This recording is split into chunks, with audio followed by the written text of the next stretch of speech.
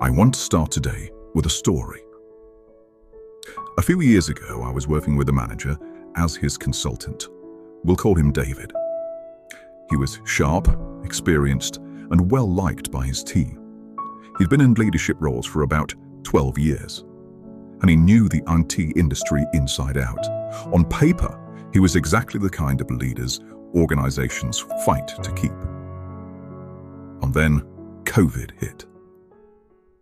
Virtually overnight, his team was cut by a third. 2 people he'd personally hired and given out for years were made redundant.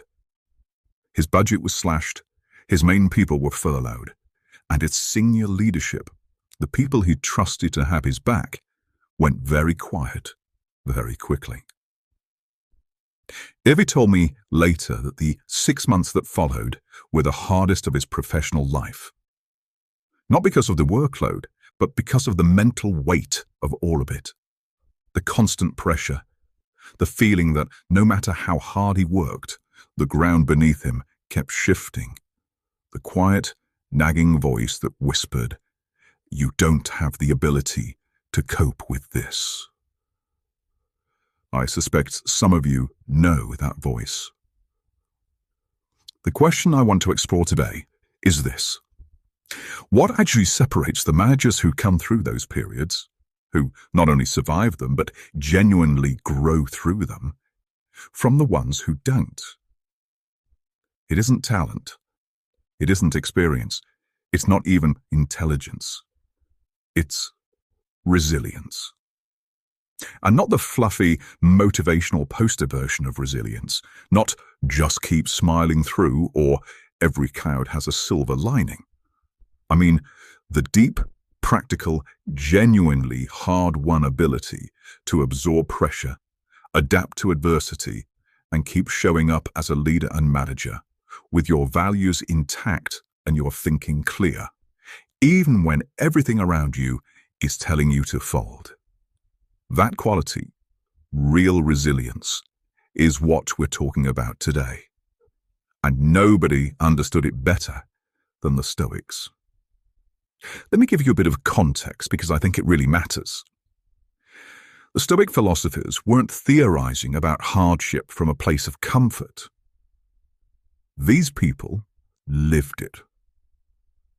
Marcus Aurelius ruled an empire that was simultaneously fighting wars on multiple fronts and enduring one of the most devastating plagues in ancient history, the Antonine Plague, which is reckoned to have killed 10 million people.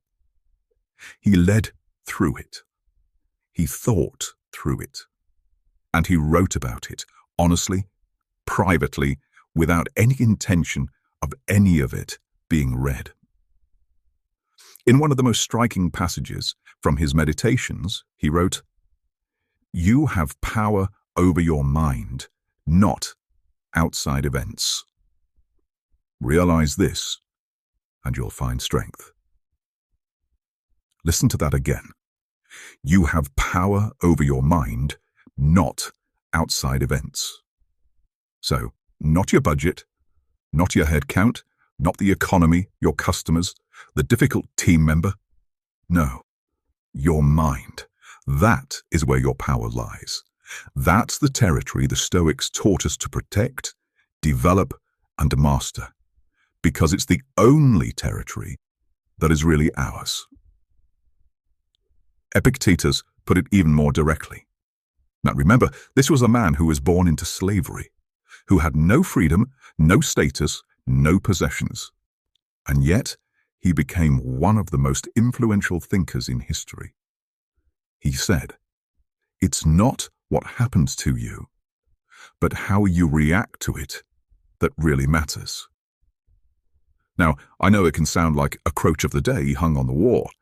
I know that when you're 3 weeks into a crisis and you're running on 5 hours of sleep, being told that it's all about your reaction can feel a little unhelpful. But here's the thing. Epictetus wasn't dismissing the difficulty of what happens to us. He was pointing to something extraordinary. The gap between stimulus and response is where your leadership actually lives.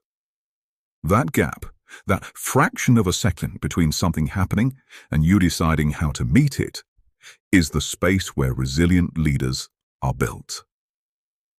So, what does this actually look like in practice? Because I'm very aware we can talk philosophy all day, but what you need and what David needed are real tools for real moments.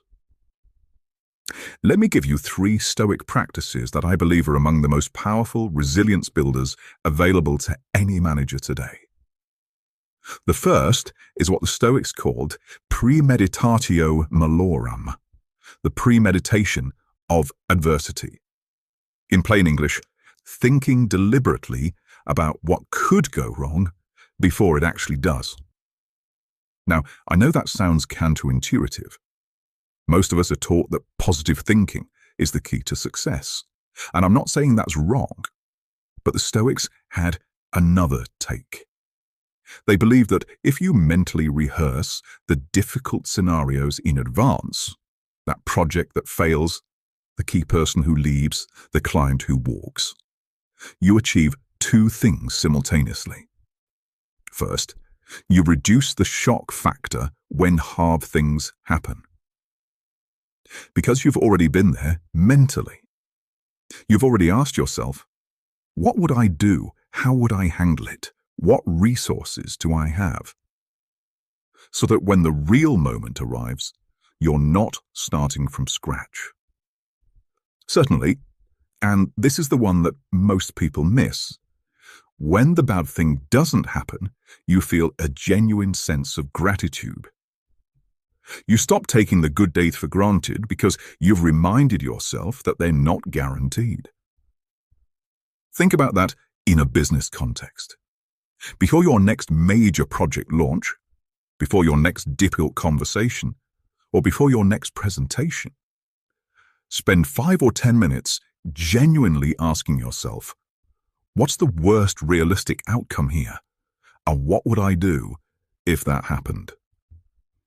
This is not to catastrophize, not to spiral, but to prepare, because a prepared mind is a resilient mind. The second practice is the Stoic concept of amor fati, love of fit. Now this one is harder, and I won't pretend otherwise. Amor fati is the idea that you don't just accept what happens to you, you actively embrace it. You look at the setback, the failure, the disappointment, and instead of asking, why is this happening to me? You ask, what is making this possible? Seneca wrote, every new beginning comes from some other beginning's end. David, the manager I told you about at the start, eventually found his footing again. And when I asked him what had shifted, he said something I'd never forgotten. He said, I stopped fighting the COVID situation, and I started getting curious about it. And the moment I did that, I started seeing options I couldn't see before. Now that is amor fati in action. Not passive acceptance, but active engagement with reality as it is, not as you wish it would be. When you lose the client, when the project falls apart, when the team dynamic breaks down, the resilient leader doesn't wallow, they don't deny. They ask, right, this is where we are. What does this make possible that wasn't possible before? And the third practice is one of the simplest and most powerful, the daily reflection. Marcus Aurelius did it every morning and every evening. He would ask himself 2 questions. In the morning, he'd ask, what do I need to bring to today?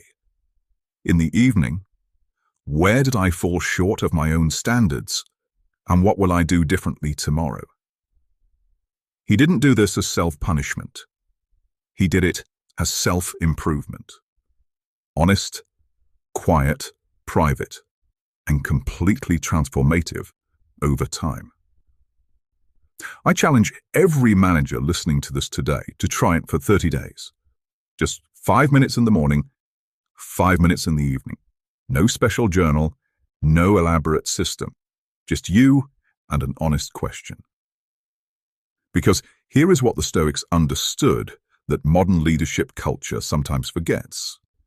You cannot build resilience externally. You can only build it internally, through consistent, intentional reflection and practice. I often use the gym analogy. It's a good one. You don't get physically fit by reading about exercise. You don't even get fit by going to the gym. You get fit by doing the work consistently, over time, even on the days, and especially on the days, when you don't feel like it. Mental resilience works exactly the same way.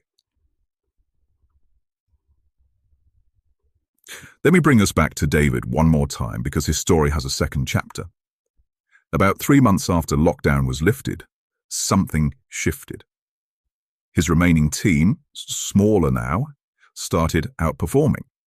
Not because of the circumstances had improved dramatically, but because David had. He'd started his morning reflection practice. He'd stopped trying to control things he couldn't control and focused obsessively on the things that he could. He'd started being more honest with his team about the pressure they were all under, and in doing so, had created a culture where people felt safe to be honest with him. He told me, "I think the lessons from the pandemic are the best things that ever happened to me as a leader. I would never have said that at the time, of course, but it forced me to find out what I was actually made of. That is resilience. It's not the absence of difficulty. It's the transformation through it." So, here is what I want you to take away from today. 3 things, clear and simple. Number 1, your power as a manager does not live in your circumstances. It lives in your response to them. Protect that response like it's the most valuable asset you have, because it is. Number 2, start your premeditato malorum this week. Pick one area of your professional life where you're feeling exposed or uncertain, and spend 10 minutes thinking honestly about the worst realistic outcome and what you would do. You'll walk away less anxious and more prepared. And number 3, begin the daily reflection practice, morning and evening. 2 honest questions. 30 days. I genuinely believe it will be one of the most impactful habits you ever build as a manager. Seneca, one of the greatest Stoic writers, left us with a line that I keep coming back to, especially in difficult times. He said this: "Difficulties strengthen the mind, as labor does the body." Your challenges are not obstacles to your management. They're the making of it. Every pressure you navigate with clarity, every setback you absorb with grace, every difficult day you meet with intention, that is the real work. That is what resilient management actually looks like in the 2020s. Not perfect, not unaffected, but unbroken. And that, I would argue, is exactly the kind of manager and leader the world needs more of right now. Because the most resilient version of you is already in there. Stoicism just helps you find it.